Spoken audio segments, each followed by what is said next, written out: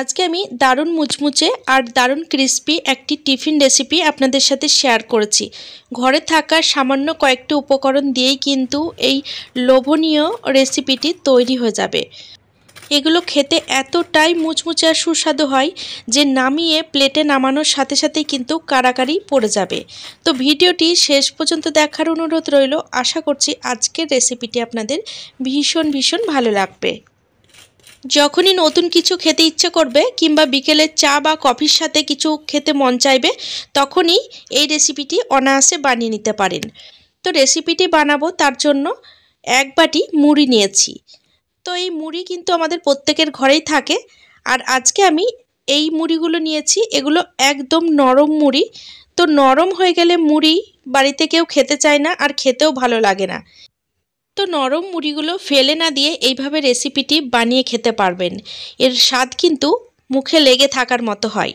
তো প্রথমেই মুড়িগুলো আমি জলে ধুয়ে নেব ভালো করে, কারণ মুড়িতেও অনেক সময় নোংরা থেকে যায়।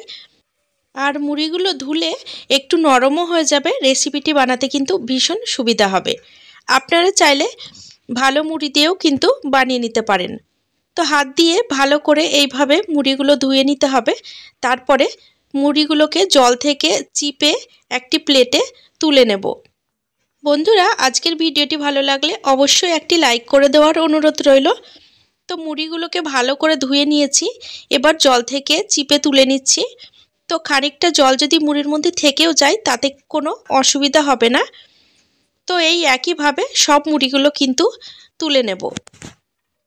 বন্ধুরা, আজকের ভিডিওটি আপনারা কে কোথা থেকে দেখছেন সেটি কমেন্ট বক্সে অবশ্যই লিখে জানাবেন। তাহলে আমি আপনাদের সকলকে ধন্যবাদ জানানোর সুযোগ পাব। এই এক বাটি মুড়ি দিয়েই রেসিপিটি বানিয়ে আপনারা পুরো পরিবারকে খাওয়াতে পারবেন। আর মুড়ি দিয়ে যে এত সুন্দর একটি টিফিন রেসিপি তৈরি হয়ে যায় সেটি আপনারা নিজে বানাবেন, তারপরেই বিশ্বাস করতে পারবেন। এখানে সব মুড়ি জল থেকে চিপে তুলে নিয়েছি। এখন এই মুড়ি ধোয়া জলটা আমি আর ব্যবহার করব না, এটি ফেলে দেব। এবার একটি বড় সাইজের পাত্র নিয়েছি, এই পাত্রের মধ্যে মুড়িগুলো ঢেলে নিচ্ছি।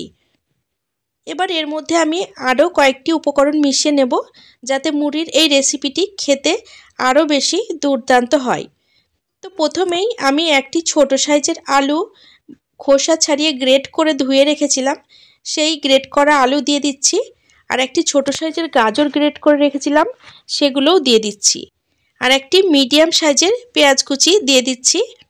ঝালের জন্য দুটো কাঁচা লঙ্কা কুচি দিয়ে দিচ্ছি। বন্ধুরা, আপনারা কিন্তু আপনাদের পছন্দ মতো সবজিগুলো এর মধ্যে অ্যাড করে দিতে পারেন।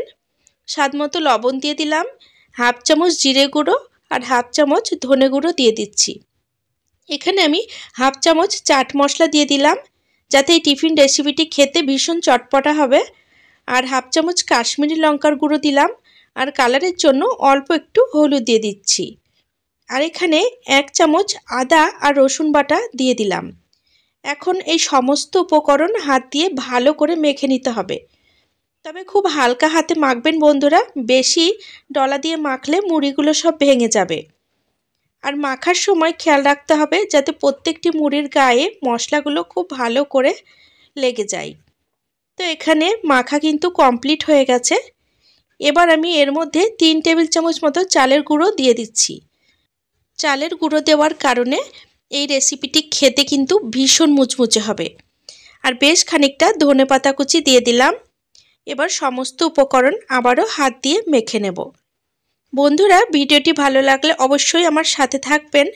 আর সাথে থাকার জন্য চ্যানেল সাবস্ক্রাইব করে পাশে থাকা বেল নোটিফিকেশনটা অবশ্যই অন করে রাখবেন, তাতে আগামী দিনে আমি যখনই নতুন ভিডিও আপলোড দেব তার নোটিফিকেশন আপনারা সবার আগে পেয়ে যাবেন আর ভিডিওগুলো সবার আগে দেখতে পাবেন। এখন এর মধ্যে 3 চামচ বেসন দিয়ে দিচ্ছি। বেসন অবশ্যই দিতে হবে বন্ধুরা, কারণ বেসনটা বাইন্ডিংয়ের কাজ করবে। তো বেসন দেওয়ার পরে খুব বেশি জল দেওয়ার দরকার হবে না। জল দেওয়ার দরকার হলে 1 টেবিল চামচ মতো জল দিয়ে ভালো করে মেখে নেবেন। তো আমি কিন্তু এখানে 1 টেবিল চামচ মতো জল দিয়ে দিচ্ছি আর ভালো করে মেখে নেব। বন্ধুরা, ভিডিওটি ভালো লাগলে অবশ্যই নিকটবর্তী আত্মীয়স্বজন বন্ধুবান্ধবদের সাথে ভিডিওটি শেয়ার করে নেবেন, যাতে তারাও এই দুর্দান্ত রেসিপিটি বানানোর সুযোগ পায়। তো দেখুন হাত দিয়ে কিন্তু চপের মতো বানিয়ে নিচ্ছি। তো এগুলো কিন্তু একটুও খুলে যাচ্ছে না। এগুলো বানানোর সময় মুড়িগুলো যদি খুলে যায় সেক্ষেত্রে আরও 1 টেবিল চামচ জল দিয়ে মেখে নিলেই সুন্দর করে এগুলো বানানো হয়ে যাবে। তো একটি আমি চপের মতো আকারে তৈরি করে নিয়েছি। আপনারা আপনাদের পছন্দ মতো শেপে তৈরি করে নিতে পারেন। তো খুব সহজে কিন্তু এগুলো তৈরি হয়ে যায় আর সময়ও কিন্তু অল্প লাগে।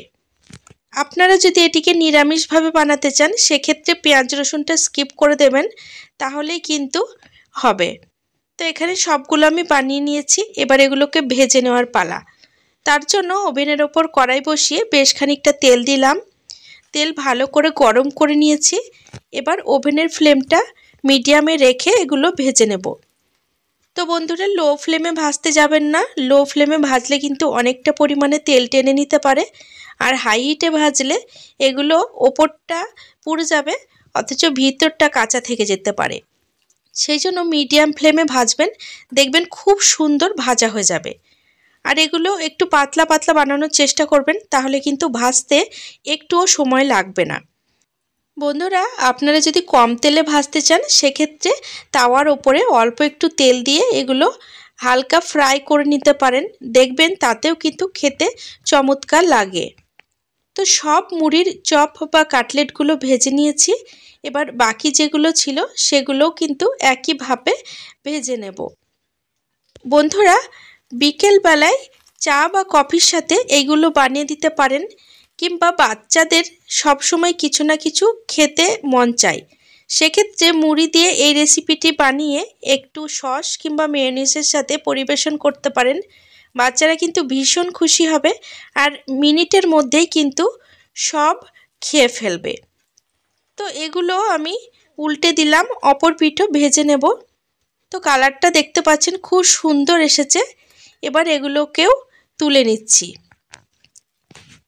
বন্ধুরা বাড়িতে যদি কোনো অতিথি আসে, তেমন কোনো উপকরণ না থাকে, সেক্ষেত্রে ঝটপট এক বাটি মুড়ি দিয়েই এই রেসিপিটি বানিয়ে দিতে পারেন। অতিথিরা খেয়ে কিন্তু বুঝতেই পারবেন না যে এটা মুড়ি দিয়ে বানানো, আর খেতে এতটা সুস্বাদু হয় যে তারা কিন্তু আপনাকে জিজ্ঞেস করতে বাধ্য হবে যে কিভাবে বানিয়েছেন। দেখুন এগুলো দেখতে কতটা লোভনীয় লাগছে, আর এগুলো হয়তো বুঝতেই পাচ্ছেন কতটা ক্রিস্পি হয়েছে। তো একদিন হলেও মুড়ির এই চপ বা মুড়ির কাটলেটগুলো বাড়িতে বানিয়ে দেখুন। আশা করছি ছোট থেকে বড় সকলেই ভীষণ ভীষণ মজা করে খাবে। রেসিপিটি কেমন লাগলো কমেন্টে জানাতে ভুলবেন না।